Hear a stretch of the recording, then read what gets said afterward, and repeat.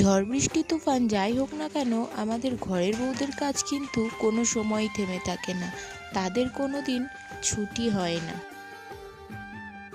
Hello everyone, কেমন আছো সবাই? আশা করি সবাই ভালো আছো। আবার চলে এলাম একটা নতুন ভিডিও নিয়ে। জানো তো, আজকে দুপুরবেলা রান্না বান্নার পরে এতটা বৃষ্টি শুরু হয়েছে যে কোনোভাবেই বাইরে বেরোনোই যাচ্ছে না।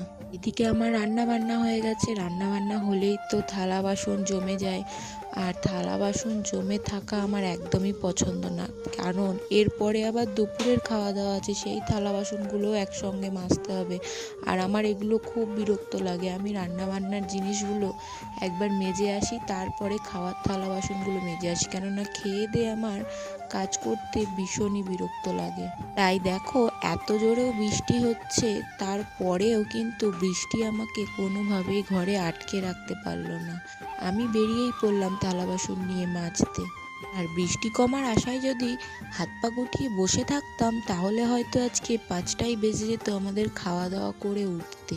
তাই কি ভাগ্যিস তাড়াহুড়ো করে কাজটা সেরে ফেলেছিলাম, তাই জন্য টাইম মতন সবার খাওয়া দাওয়াটাও কমপ্লিট হয়ে গেছে। তাই জানো তো, বৃষ্টির মধ্যেও আমাকে যদি কেউ বলে না যে চলো ঘুরে আসি, আমার কোনো সময় না নেই, আমি এক পায়ে রাজি। কেননা বৃষ্টির মধ্যে ভিজে যদি আমি কাজ করতে পারি, তাহলে বৃষ্টির মধ্যে ভিজে আমি ঘুরতেও যেতে পারি, ওটা তো আমার বেশি ভালো লাগে।